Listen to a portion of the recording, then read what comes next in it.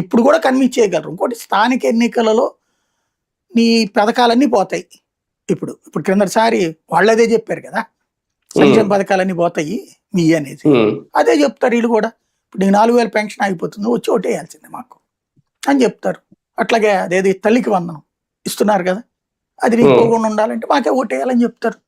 ఇప్పుడు ఆటోమేటిక్గా ఇంకోటి స్థానిక ఎన్నికల్లో జనం కూడా మళ్ళీ వేరే వాడిని ఎన్నుకుంటే, ఇప్పుడు ఈ కక్షపూరిత రాజకీయాలు నడుస్తున్నాయి కదా, వేరే వాడిని ఎన్నుకుంటే అనవసరంగా మళ్ళీ మన డివిజన్కి నష్టం చేస్తారేమో, మన ఊరికి నష్టం చేస్తారేమో అని చెప్పేసి ఇదివరకైతే కనుక డెమోక్రసీలో ప్రతిపక్షం కూడా బలంగా ఉండాలని కోరుకుని ఓట్లేసేవాళ్ళు.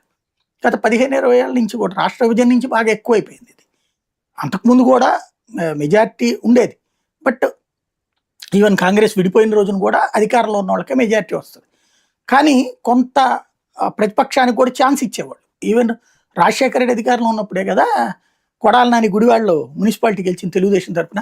అప్పుడు వైసీపీ కాదు, ఏదో అతను కాంగ్రెస్ కాదు, అప్పుడు తెలుగుదేశం గెలిచాడు కదా. అప్పుడు అట్లా గెలుపులు ఉంటాయి. అట్లాగే ఇప్పుడు తాడిపత్రిలో మనం గెలిపించలేదా జగన్ ఉన్నప్పుడు, కాబట్టి ఉంటాయి. అది లిమిటెడ్ గా ఉంటాయి. క్రిందటిసారి వీళ్ళకి 5 మున్సిపాలిటీలు వచ్చినాయి తెలుగుదేశానికి. ఈసారి వైసీపీకి ఒక్కటి కూడా రానివ్వకుండా చూడాలన్నట్టు ఒక స్ట్రాటజిక్ గా వెళ్తున్నారు. ప్రతి కార్యకర్తకి ఏం చెప్పాలన్నది వీళ్ళు ట్రైన్ చేస్తున్నారు, టీచ్ చేస్తున్నారు. స్వయంగా బాబు గారే చెప్పినప్పుడు క్లస్టర్